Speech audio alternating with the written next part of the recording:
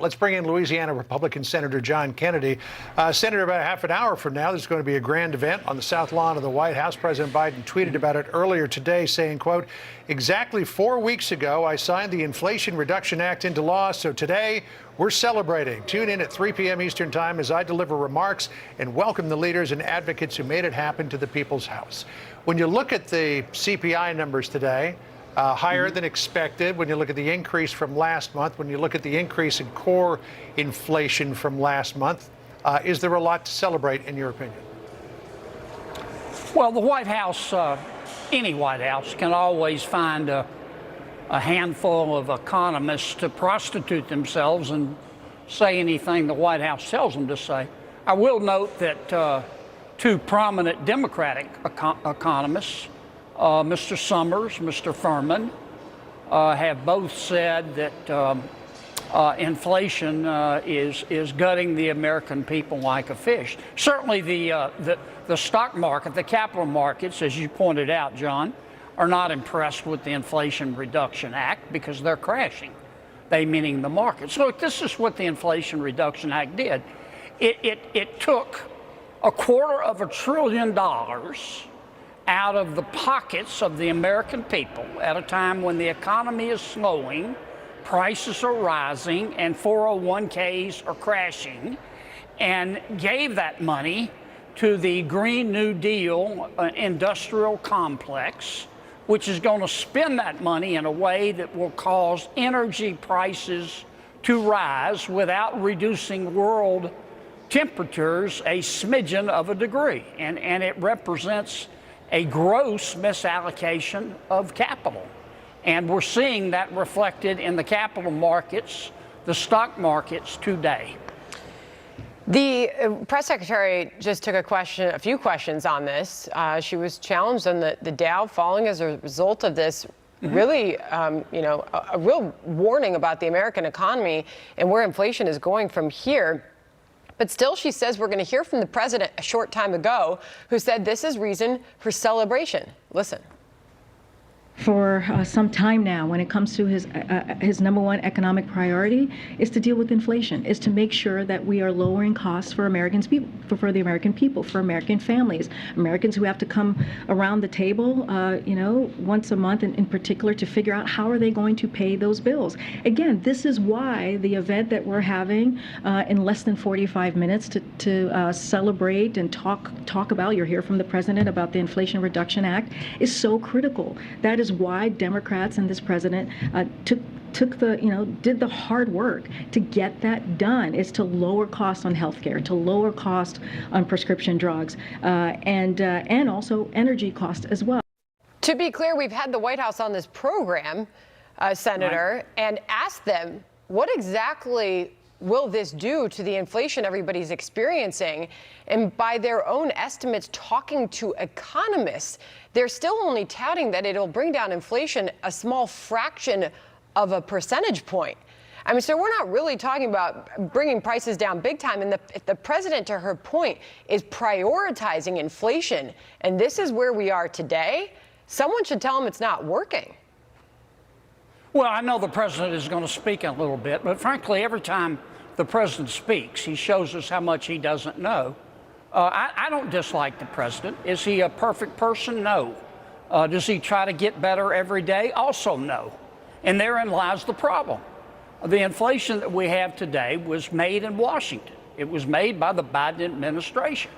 And the things that they have been doing are going to make it worse. The Inflation Reduction Act raises taxes once again with prices rising and an economy slowing. He didn't forgive student debt. He just transferred that student debt from people who owe it to people who don't owe it. It's a massive expenditure, reduction of income, and all of this, if you talk to economists other than those that just prostitute themselves to a Democratic president, they will tell you that the president does not have a plan to solve the inflation problem that he himself created. And the Inflation Reduction Bill, I know why they called it that, but unless you still live with your parents, you know that the Inflation Reduction Act is a throat punch to the American people at a time when they can least afford to take the blow. It's our understanding, Senator, that the president is going to have some not so kind words for you and your Republican colleagues for not supporting this act. Apparently, he's also going to single not you particularly, but Republicans out for opposing the hiring of 87,000 IRS agents, which are critical to this plan. What do you say? Well, I say that the Internal Revenue Service is not exactly a model of efficiency. I can't think of an agency in Washington that's more dysfunctional. They're going to spend that money to hire 87,000 people, not to improve service to the American people, but to target them. And to give you an idea of how many people they're adding after President Biden gets through with growing the IRS will have more soldiers or agents than the Israeli army, and some say the entire army in Great Britain. And I don't think they're there to try to make our lives better.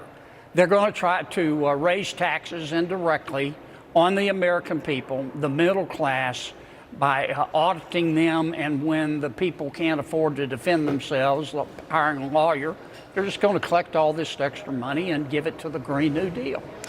Senator, we're talking about a lot of problems here with the economy. We obviously still see serious problems at our southern border. With just today, brand new videos showing some of these illegal migrants climbing over the border wall in camouflage, dropping down on a rope, and then getting away, many of them. We see crime spiking in American cities, yet it seems that the potential margin of victory for Republicans in the midterm elections, you can put the Real Clear Politics line chart up, showing Democrats are clearly closing the gap here. So are Republicans getting their messaging wrong here? Well, I went through this 2 years ago, and 2 years before that, and 2 years before that. This time, 2 years ago, Sandra, these so-called experts had Lindsey Graham down by about 10 points, Susan Collins getting beat, they had Tom Tillis getting beat, they had Mitch McConnell getting beat. They all won. And a lot of these pollsters, including but not limited to the ones hired by some of the major newspapers, are about as good at forecasting the future as some of these late night psychic hotlines you see advertised on television. I don't have a lot of confidence in them. In a lot of the states that they're talking about, these are purple states, basically 50-50 states, and they will be determined by voter intensity, by turnout. I don't think it's a newsflash that these races were going to be close. Republicans are being outspent. We're always outspent. But as long as you have enough money to get your message out, we'll be fine. I still think we'll take back the Senate, and I think we'll take back the House. I will say this to the American people. Look, I've tried, Republicans aren't perfect. They aren't, but the other side's crazy. And I've tried working with the zealots in the Biden administration. You can't do it. The only place you're going to find cheaper food and gasoline prices and sanity is in the voting booth.